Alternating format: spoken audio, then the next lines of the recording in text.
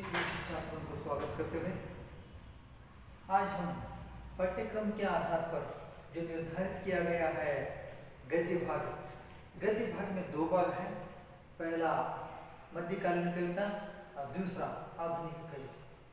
मध्यकालीन कविता के आधार पर आज पहला एक जो कविता है रैदास वाणी, संत रैदास से लिखित रैदास वाणी को आज हम देखेंगे। उसके जीवन चित्रण देखते हुए हम आगे बढ़ेंगे। संत रैदास। भक्ति काल के निर्गुण संतों में संत रैदास का नाम बड़े आदर के साथ लिया जाता है। आपका ज्ञान सत्संग एवं लौकिक अनुभव का प्रतिफल था। आप अपने आचरण में संत और साधना में भक्त थे। आपकी भक्ति सरल और सहज है।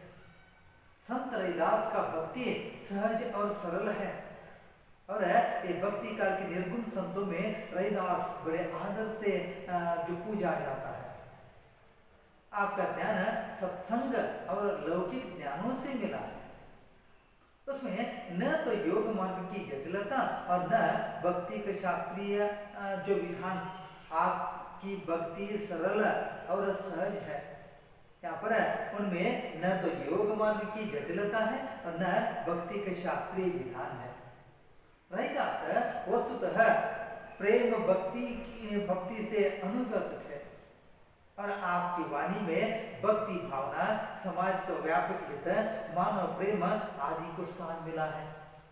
आपके भजन एवं उपदेशों से लोग प्रेरित होकर अनुयायी बन जाते थे। तो इनके मन में रहने वाले भावना को देखते हुए, इनके जो मानव प्रेम को देखते हुए, समाज के व्यापक हित को देखते हुए, भक्ति भावना को देखते हुए आपके भजन एवं उपदेशों से लोग स्वयं इनके अनुयायी बन जाते थे। आपकी वाणी का प्रभाव समाज के सभी वर्गों पर विद्यमान था। इतना ताकत था इनके वाणी में।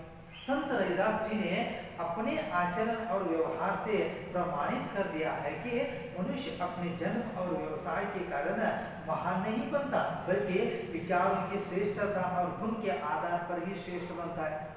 हम देखते हैं आज के समाज में जिनके पास पैसा होता है वही बड़ा कहलाता है, लेकिन व्यक्ति जो ऐसे पैसों से, संपत्ति से, गाड़ी और बंगले से बड़ा नहीं होता।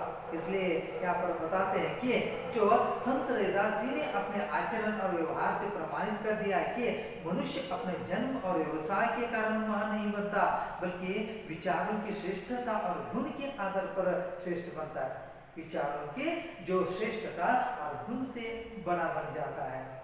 तो इनके अलावा और कोई संपत्ति हो तो निष्फल है। और कहते हैं कि प्रस्तुत पद में संत रैदास ने भगवान के प्रति अपना दास्यत्व यानी दास्य भाव प्रकट किया है। राम को पूरे समर्पण भाव से स्वीकार करते हुए रैदास जी ने स्वयं को पानी, बाती, धागा और दास संबोधित किया है। तो प्रभु को चंदन, दीपक, मोती और स्वामी के रूप में स्वीकार लिया है। साथ ही परिश्रम के महत्व और समता भरे समाज को परिभाषित करते हैं। तो हम अनेक विचारों को देखते हुए राम को पूरे समर्पण भाव से स्वीकार करते हुए राम नाम को अपनाते हुए राम नाम में लीन हो जाते हैं, अपने आप को उनके लिए अर्पण कर देते हैं और स्वयं को पानी, बाती और धागा के रूप में देखते हैं, उनको संबोधित करते हैं और जो प्रभु को चंदन, दीपक और मोती और स्वामी के रूप में देखना चाहते हैं और श्रम के महत्व के बारे में बताते हैं और समानता के बारे में बताते हैं। ऐसे अनेक विचारों को हम इनके पद के आधार पर देख सकते हैं। तो पद ऐसा है कि अब कैसे छूटे राम रट लागे, प्रभु जी तुम चंदन हम पानी, जाके अंग अंग बास समान। प्रभु जी तुम घन घन हम मोरा, जैसे चितवत छंद चकोरा। प्रभु जी तुम दीपक हम बाती, जाकी ज्योति बरई दिन राती। प्रभु जी तुम मोती हम धागा, जैसे सोने मिलत सुहागा। प्रभु जी तुम स्वामी हम दासा, ऐसी भक्ति करे रे दासा। तो भगवान के लिए अपने आप को अर्पण कर लेते हैं, सदा सदा के लिए उनके पूजना में अपने आप को समर्पित करना चाहते हैं और उनको यहाँ पर अनेक ऐसे भावना के रूप में देखना चाहते हैं। यहाँ पर भक्ति में लीन होने का एक प्रसंग को हम पहले देखते हैं। अब दूसरे पद में तो श्रम के महत्व के बारे में बताते हैं रैदास और कहते हैं कि रैदास श्रम करी काये ही जो लव पार बसाए, नेक कमाए जो करे कब होना निफल जाए। तो यहाँ पर कार्य की श्रेष्ठता को, श्रम की श्रेष्ठता को बताते हैं। श्रम करके ही खाना है, श्रम करके ही अपने जीवन को निर्वाह करना है, अपने परिवार की उधर पोषण करना है। तो श्रम के बिना और कोई कार्य नहीं करना है। यानी ऐसे वैसे कार्य करते हुए, धर्म विरुद्ध कार्य करते हुए, दूसरों को लूटते हुए, मारपीट करते हुए खाना व्यर्थ है। जो व्यक्ति यहाँ पर नेक कमाई करता है वो कभी भी निष्फल नहीं हो जाता। इस तरह है तो यहाँ पर कमाई के बारे में, अपने जीवन निर्वाह के बारे में, श्रम के महत्व के बारे में यहाँ पर बताते हैं। और तीसरे पद में बताते हैं कि यहाँ पर सब समान रूप से रहे, इस दुनिया में रहने वाले सभी लोग समान रूप से रहे, यहाँ पर कोई भेदभाव न करे। यहाँ पर सिर्फ मनुष्य जाति एक ही है, जाति है तो मनुष्य जाति, ऊंच नीच की भावनाओं को तो त्यागना चाहिए। और धनवान और गरीब है ऐसे भेदभाव को त्यागना चाहिए। तो ऐसे एक राज्य की कामना करते हैं कि जिस राज्य में सभी लोग जो एक समान रहते हैं और सभी को अन्न मिल सके, सभी समान रूप से जीवन निर्वाह करें, ऐसे राज्य की कामना करते हुए रैदास यहाँ पर बताते हैं कि ऐसा चाहो राज में जहाँ मिले सबन को अन्न, सबको अन्न मिले, सब जो यहाँ पर कोई भी भूखा न मरे, सभी को अन्न मिले, आराम से रहे, ऐसे राज्य को मैं चाहता हूँ कहते हैं। और छोटा बड़े सब सम बसे, रैदास रहे प्रसन्न। जो जिस राज्य में सभी को अन्न मिलता है, सभी समान रूप से रहते हैं, वैसे राज्य को देखते हुए रैदास प्रसन्न रहता है, आनंदित रहता है। ऐसे यहाँ पर जो संत रैदास अपने पदों के आधार पर कुछ विशेषता को बताना चाहते हैं और कहना चाहते हैं कि जो समानता से रहे, अपने आप को भगवान के लिए अर्पण कर दे, राम को ही श्रेष्ठ माने, राम के लिए अपने आप को अर्पण करते हैं। और दूसरे पद में रैदास श्रम के महत्व के बारे में बताते हैं और तीसरे राज्य में एक श्रेष्ठ राज्य की कल्पना करते हुए यहाँ पर बताना चाहते हैं। तो इस पद के आधार पर यहाँ पर कुछ शब्दार्थ भी है और शब्दार्थ को बाद में देखेंगे और जो कुछ इस पद के सार को देखते हुए हम आगे बढ़ेंगे। तो संत रैदास इस पद में भगवान और भक्त के निकट और अभिन्न संबंध का विवरण देते हैं। वे कई उदाहरण देकर बताते हैं कि भगवान से अलग होकर भक्त नहीं रह सकता और भक्त का अस्तित्व ही नहीं रह जाता। भगवान और भक्त का अटूट संबंध है। भगवान के बिना भक्त नहीं है और भक्त के बिना भगवान नहीं है। इन दोनों के बीच में घनिष्ठ संबंध है। इस संबंध के बारे में अनेक उदाहरण देते हुए यहाँ रैदास बताना चाहते हैं, कहना चाहते हैं। रैदास कहते हैं कि राम के प्रति उनका प्रेम इतना अधिक है, घनिष्ठ है कि वे राम से अलग होकर जी नहीं सकते। वे कई उदाहरणों के द्वारा भगवान और भक्त के अभिन्न संबंध का वर्णन करते हैं। और भगवान चंदन है, श्रीगंध है तो भक्त पानी है, और चंदन चूर्ण से घुल मिलकर पानी एक में हो जाता है, उसकी खुशबू शरीर के अंग अंग में बस जाती है, उस परिमल को अलग करना असंभव है। जैसे पानी के साथ श्रीगंध को मल लेते हैं और उसको घिस लेते हैं, उसका रस उत्पन्न हो जाता है, उस रस को, चंदन के रस को हम शरीर पर लगा लेते हैं तो एक तरह का सुगंध उत्पन्न हो जाता है। जो शरीर में लगी हुई सुगंध, जो चंदन से सुगंध को दूर नहीं कर सकते, वैसे ही भगवान और भक्त का एक अटूट संबंध है।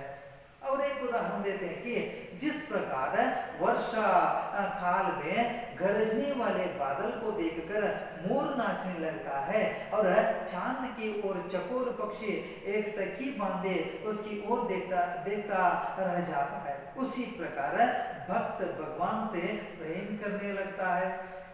और उदाहरण देते हैं कि जैसे बादल को हम देखते हैं, जैसे आकाश में बादल छाए हुए जाते हैं तब उस बादल को देखकर मोर नाचने लग जाता है। और मोर और बादल के रूप में भक्त और भगवान का संबंध है।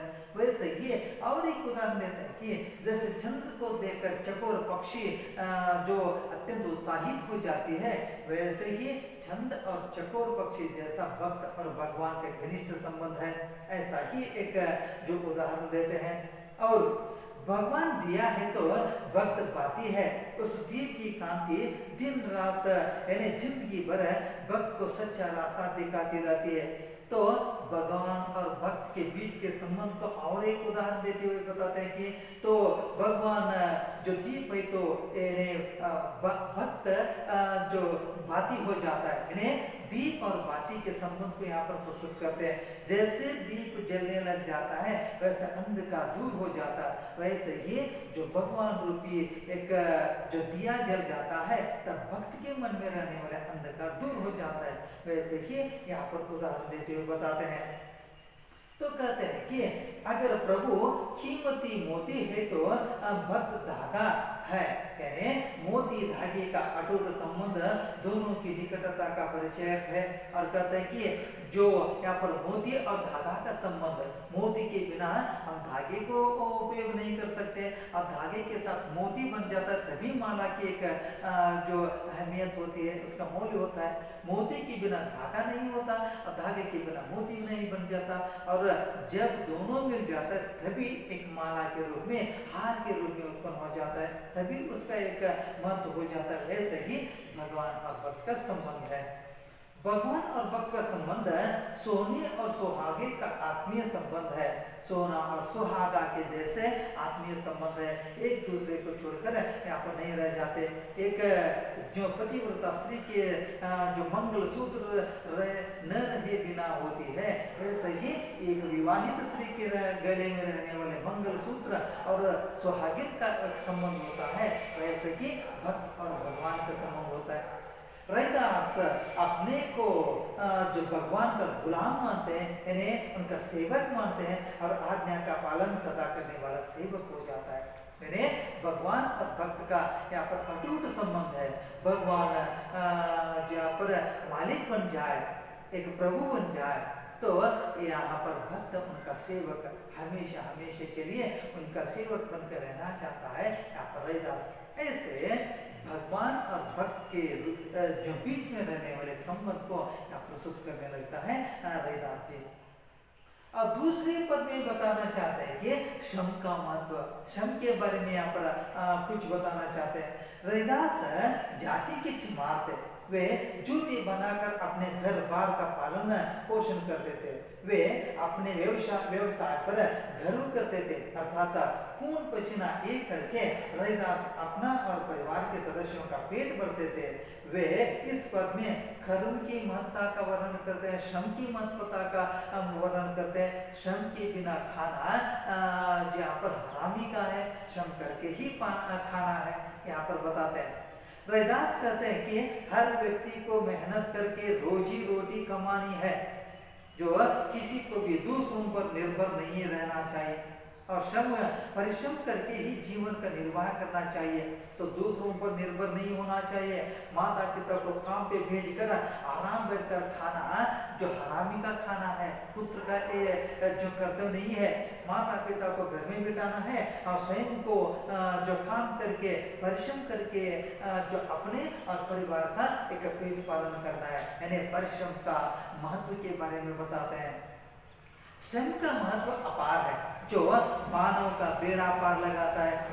जो मानव नेक नियत से अपनी रोटी कमाता है तो उसका जीवन व्यर्थ नहीं जाता, वह सार्थक हो जाता है। तो नेकी कमाई कौन करता है, यानी नेक कमाई कौन करता है? धर्म के आधार पर जो कमाता है वो कमाई कभी भी निष्फल नहीं हो जाता, उसका प्रतिफल उनको मिल ही जाता है। ऐसे जो श्रम की महत्वता के बारे में इस कविता में बताते हैं। तो आगे एक पद में बताते हैं कि रैदास सारे संसार की भलाई चाहने वाले कवि हैं। सभी को जो चाहते हैं ऊंच नीची भावना को छोड़ देते हैं, सबको अन्न मिले, सब जो आराम से रहे, ऐसे राज्य की कामना करते हैं। सबके जो संतोष को चाहने वाले कवि थे और सबकी भलाई चाहने वाले कवि हैं। उनकी कविता में लोक मंगल की जो भावना प्रमुख रूप से रहती है। वे इस पद में सारी दुनिया के कुशल मंगल की इच्छा प्रकट करते हैं। तो वसुधैव कुटुंबकम एक तत्व के आधार पर सारे विश्व में रहने वाले सभी लोग आराम से रहे, समान भाव से रहे, नीचे ऊंच नीच की भावना को त्याग दे, ऐसे एक समाज, ऐसे एक राज्य की कामना करते हुए रैदास यहाँ पर कहना चाहता है कि रैदास चाहते हैं कि इस दुनिया में कोई भी भूखा न रहे, कोई भी भूखा न रहे, भूख से कोई न तड़पे, भूख से कोई न मरे, सभी को अन्न मिले, सबको पेट भर खाना मिले, सबको पेट भर खाना मिलना चाहिए। और समाज में ऊंच नीच का भेदभाव न रहे, जाति पाति की दीवारें न रहे, यहाँ पर रहने वाले सभी लोग ऊंच नीच को त्यागना चाहिए और ऊपर नीचे की एक भावना को त्यागना चाहिए और जाति भेदभाव को त्यागना चाहिए, सभी आराम से रहे और जाति पाति की एक दीवार है, उस दीवार को तोड़ देना चाहिए। और समाज में समानता, स्वतंत्रता तथा भाईचारे की भावना फैले। रैदास की मंगल कामना यही है। वो चाहते हैं कि अगर समाज में रहने वाले सभी लोग समानता से रहे, पेट भर खाना खाए और ऊंच नीच की भावना को त्याग दें और जो ऐसे जाति पाति के दीवार को तोड़कर सभी समान रूप से रहे, ऐसे एक राज्य को देखकर मैं मंगल कामना करता हूँ, मुझे आनंदित हो जाता है। ऐसे एक राज्य की कल्पना मेरे पास है। जब ऐसा राज्य उत्पन्न हो जाता है, राज्य में रहने वाले सभी लोग आनंदित हो जाते हैं, समान रूप से रहते हैं, एक भाव से रहते हैं और सभी को अन्न मिलता है, ऐसा राज्य को देखकर मैं आनंदित रहूंगा, मुझे आनंद हो जाएगा, मुझे संतोष हो जाएगा। ऐसे मंगल कामना इस पद के द्वारा यहाँ पर कहना चाहते हैं। इस तरह रैदास जी अपने पदों के आधार पर जो कुछ विशिष्टता को बताते हुए, श्रम की महत्वता के बारे में बताते हुए, समानता के बारे में बताते हुए, भक्त और भगवान के बीच में जो घनिष्ठ संबंध है उसके बारे में बताते हुए इस पद को हमारे सामने प्रस्तुत करते हैं। यह है रैदास वाले। इस पद के आधार पर कुछ कठिन शब्दार्थ है, उस कठिन शब्दार्थ को देखते हुए हम आगे बढ़ेंगे। प्रभु यानी भगवान, उनको जो कन्नड़ में देवरू बताते हैं, वैसे ही घन यानी बादल है, मोड़, चकोर यानी चकोर पक्षी है, ಇದೊಂದು ಚಕೋರ ಪಕ್ಷಿ ಆಗಿದೆ। और बात यानी बत्ती, ದೀಪವಿಲ್ಲದೆ ಬತ್ತಿಗೆ ಬೆಲೆ ಇಲ್ಲ, और ಬತ್ತಿ ಇಲ್ಲದೆ ದೀಪಕ್ಕೆ ಬೆಲೆ ಇಲ್ಲ। ಆ ದೀಪಕ್ಕೆ ಎಣ್ಣೆಯನ್ನು ಹಾಕಿ ಬತ್ತಿಯನ್ನು ಹಾಕಿ ಅದರಿಂದ ಜ್ಯೋತಿ ಬೆಳಗಿದಾಗ ಮಾತ್ರ ಅದಕ್ಕೊಂದು ಬೆಲೆ ಬರುತ್ತದೆ। ಹಾಗೆ ಇದು ದೀಪವನ್ನು ಹಚ್ಚುವಂತ ಒಂದು ಬತ್ತಿಯಾಗಿದೆ।